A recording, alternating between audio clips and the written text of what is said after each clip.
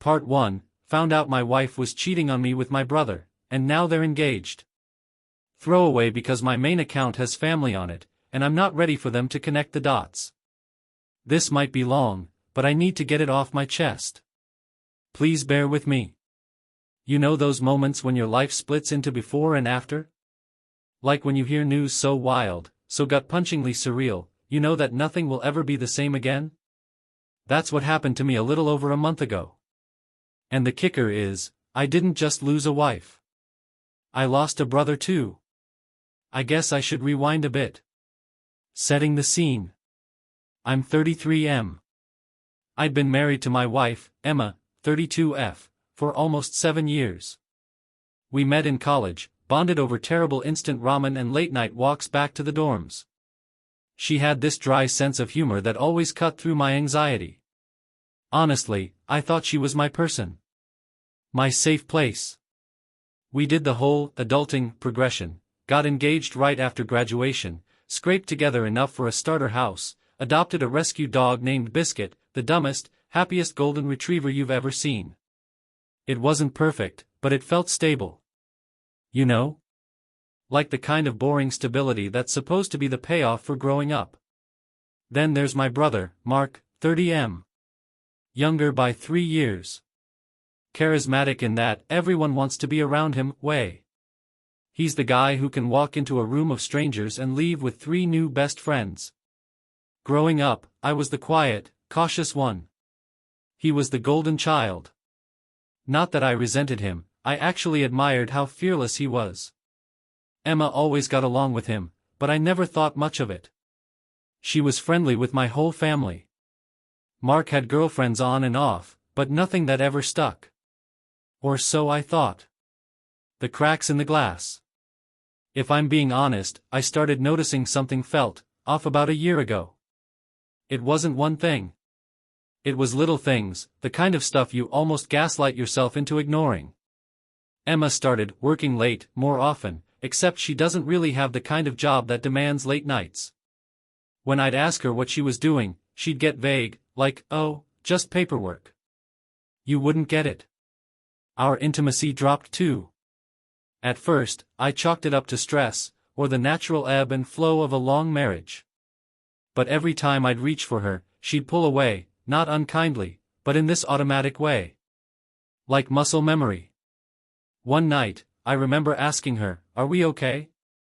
And she smiled, kissed me on the forehead, and said, "Of course we are, dummy." And I believed her. Because why wouldn't I? Fast forward a couple months, and I started noticing how often she texted. Constantly, with that little smirk people get when they're being entertained. I'd tease her, "Who's got you grinning like that?" and she'd say, "Just a meme from Sarah, her work friend." I didn't push. Because that's what trust is, right? Not snooping, not assuming the worst. I thought being a good husband meant giving her space. God, I feel like such an idiot now. The discovery. The actual discovery wasn't cinematic. No lipstick on the collar. No dramatic confession. Just an ordinary Tuesday that detonated my life. Emma had left her phone on the kitchen counter while she showered. Normally, I wouldn't touch it. But I needed to look up something for dinner, we share a grocery app, so I picked it up. That's when I saw a notification pop up. From Mark. Message preview, "Can't stop thinking about last night. When can I see you again?" I swear, my blood went cold. I opened the thread before I could even think. And there it was. Weeks, no, months, of messages. Flirty texts, inside jokes, full-on sexting. Photos I can't unsee. Plans about sneaking around. References to me, "For God's sake. Emma, he's still at work, come over now," smirking face. Mark, "You're wicked." I love it. I had to sit down on the floor because my legs literally gave out. My wife. My brother. Not just once, but repeatedly. Behind my back. In my house. The confrontation. I didn't confront her right away. I wish I could say I did, but I was paralyzed. I just functioned like a robot for 2 days, going through the motions while my brain screamed at me. Finally, on Thursday night, I cracked. She was folding laundry in the bedroom, humming to herself like nothing was wrong. And I just blurted, "Me, how long have you been sleeping with Mark?" Emma drops the shirt she's holding, goes pale. "What?" "Me, don't play dumb. I saw the texts." She froze for a solid 30 seconds, then sat down on the bed. And the first words out of her mouth? "I didn't mean for you to find out like this." Not denial. Not an apology. Just that. I don't even remember everything I said after. It was like white noise. I know I asked, why him, and she said something about how she and Mark just clicked, and how it wasn't supposed to happen, but felt right. I asked her if she loved him. And she didn't answer. That silence was louder than anything. Fallout. I packed a bag that night and crashed at my friend Dave's place. Biscuit came with me, because there was no way I was leaving my dog in that house of lies. The next day, I got a text from Mark. "No, sorry. No, let's talk. Just. You weren't making her happy." I can. I wanted to break my phone in half. Since then, it's been a blur of legal paperwork. I filed for divorce immediately, awkward family dynamics, my parents are devastated, and nights staring at the ceiling wondering how my own brother could do this to me. But here's the final twist of the knife. Last week, I got a call from my mom. She was sobbing. Apparently, Mark and Emma are engaged. He proposed. To my wife, who isn't even officially divorced from me yet. And my family? They're split down the middle.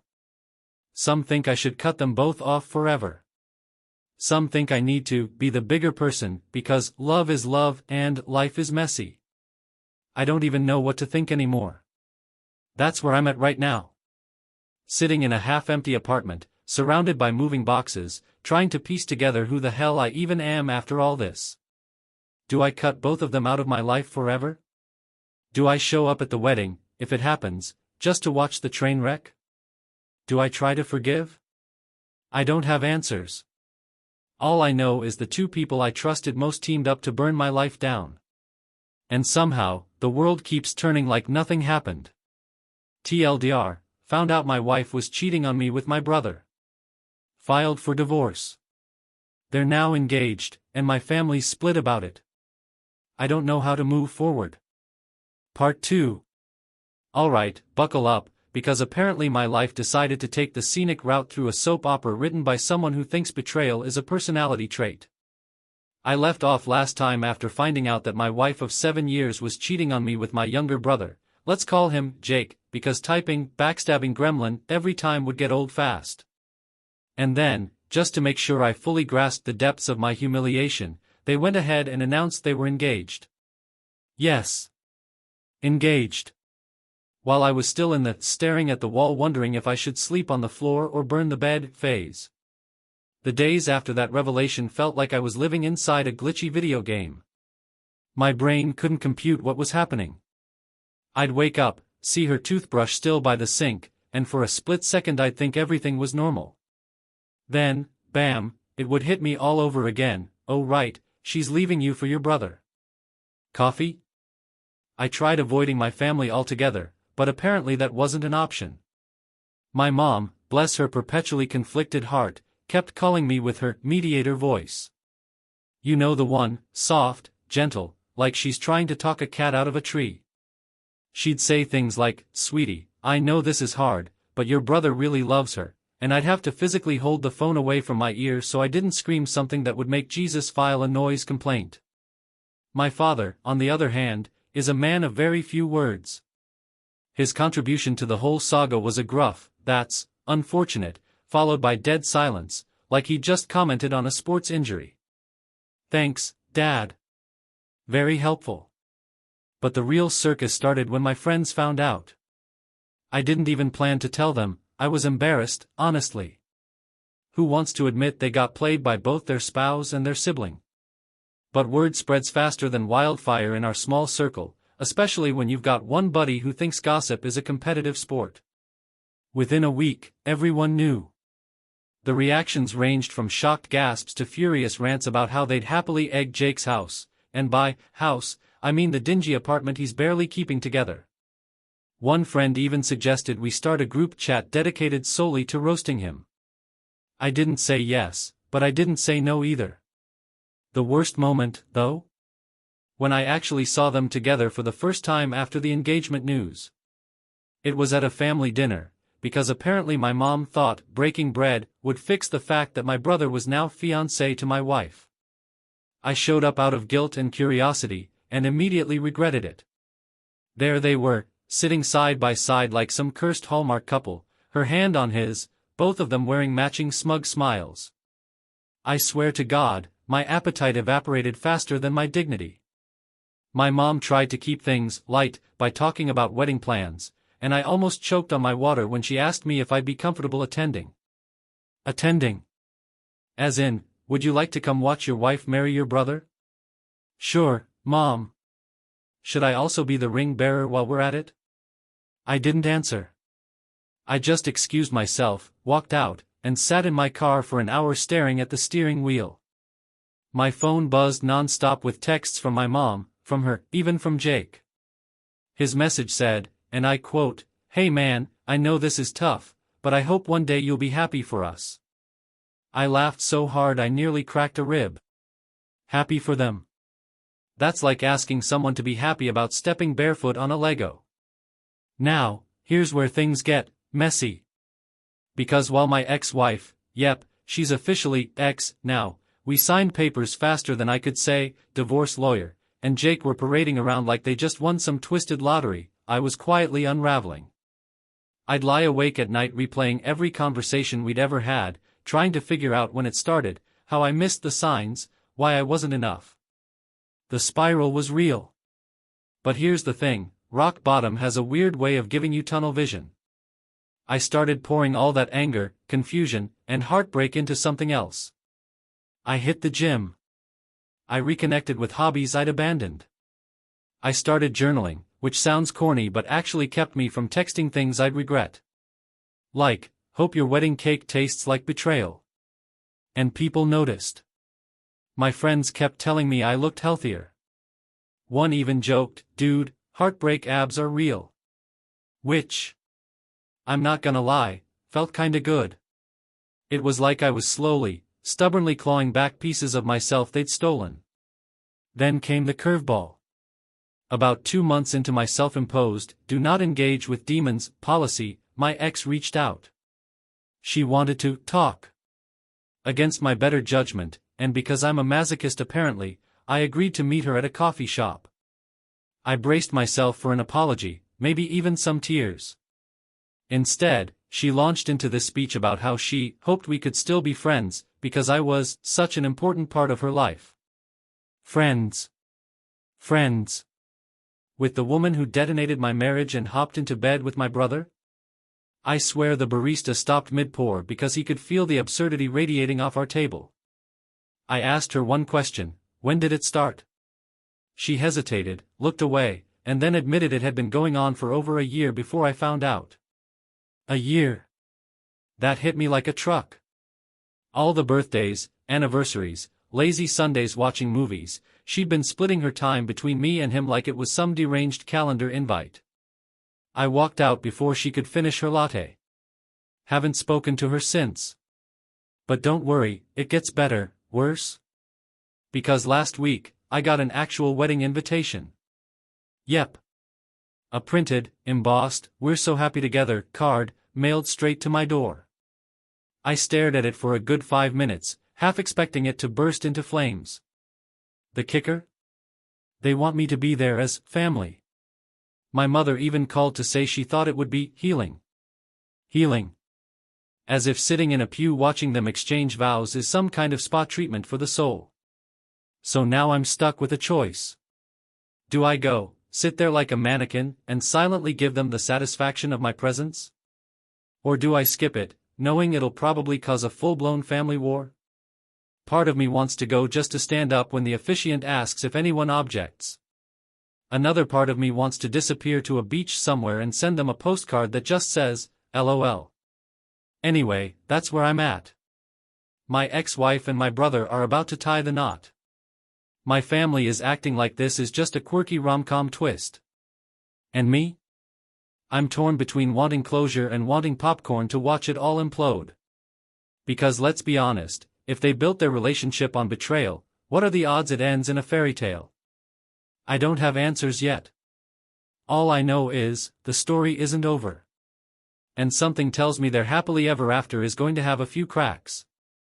I'll keep you posted. Part 3/final update. Okay, Reddit. Strap in. This is going to be long, shocker, messy, double shocker, and possibly the closest thing my life has had to a season finale. If you read my last update, you know I was left with an invitation to my ex-wife's wedding to my brother, Jake. Yes, my brother. Yes, my ex-wife. If you're new here, don't worry, the absurdity catches up quickly. Think, reality show where everyone forgot morality exists. I was genuinely torn about whether to attend. Half of me wanted to boycott the whole circus, the other half thought maybe I should go, just to prove I wasn't broken. My mom was campaigning for healing, my dad grunted something non-committal, par for the course, and my friends voted overwhelmingly for set the venue on fire. Kidding. Mostly. But the pressure was real. So, after days of pacing around my apartment like a caffeinated squirrel, I decided, screw it. I'd go. Not for them, not even for my family. For me. Because I was tired of feeling like I was running from their choices. If they wanted to play happy couple in front of everyone, fine. I'd be there, front row, looking unshaken. Spoiler, easier said than done. The day of the wedding, I put on the best suit I owned, stood in front of the mirror, and gave myself the pep talk of the century. You are not the victim here. You are the storm. Yes, I actually said that out loud, and yes, it sounded less cool once I heard my neighbor's dog barking through the wall. Still, I walked into that venue with my head held high, determined to at least look like I wasn't about to hyperventilate into a champagne flute. The venue itself was absurdly fancy. Like, did you rob a royal family for this? Fancy. White roses everywhere, string quartet in the corner, the whole 9 yards. And there they were, front and center, my ex and Jake. She looked radiant, of course. He looked smug, of course. Together, they looked like the dictionary definition of audacity. People noticed me. Oh, they definitely noticed me. The whispers started almost instantly. Cousins side-eyeing, friends of friends nudging each other. It was like I'd walked in wearing a neon sign that said, "Hi, remember the plot twist?" Honestly, I didn't care. I took my seat, crossed my arms, and told myself I'd survive the next hour. Then came the vows. Now, if you've never experienced the psychological torture of listening to your brother and ex-wife profess eternal love in front of your family, let me tell you, it's like being forced to watch a rerun of your own car crash, but with added applause. They talked about how they'd found their soulmate, how fate had brought them together, how their love was built on honesty. That last part nearly made me laugh out loud. Honesty?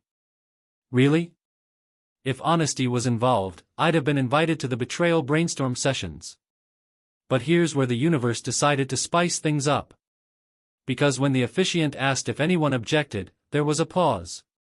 A long pause. And then, a voice. Not mine. Not anyone from my side of the aisle. But hers. One of her bridesmaids stood up, pale as a ghost, and said, "I can't do this." The room went dead silent. Every head turned. And then, like she'd ripped the band-aid off, she blurted, "She's been cheating. Again." I swear, the collective gasp sucked half the oxygen out of the room. Jake's face drained of color. My ex looked like she'd just been slapped. And me? I sat there frozen, trying to process the fact that my villains had managed to villain themselves mid-ceremony. Turns out, the bridesmaid had found texts. Lots of them. From some guy my ex had been seeing on the side for months. Months. While planning the wedding. My brother's engagement was literally built on the same kind of rot she'd built ours on. The irony was so sharp I could have cut my steak with it. Chaos erupted. Guests whispering, family members rushing to Jake, the bridesmaid crying, my ex stammering denials. I just sat there. Watching. It was like the universe had handed me popcorn and front row seats to karmic justice. For once, I didn't feel like the fool. I felt like the witness. Jake stormed off. My ex chased after him. The officiant awkwardly cleared his throat and suggested we take a break. Half the guests left, the other half lingered like they were waiting for an encore. And me? I slipped out quietly, walked to my car, and laughed. Laughed harder than I'd laughed in months. Not because their pain brought me joy, okay, maybe a tiny bit, but because it finally clicked, none of this was about me. Their choices, their lies, their implosion, it was their storm to weather. Not mine. So what happened after?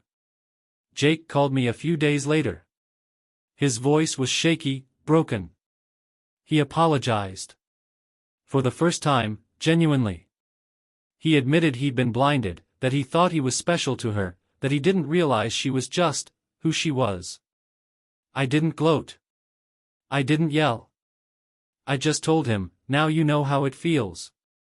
And that was enough.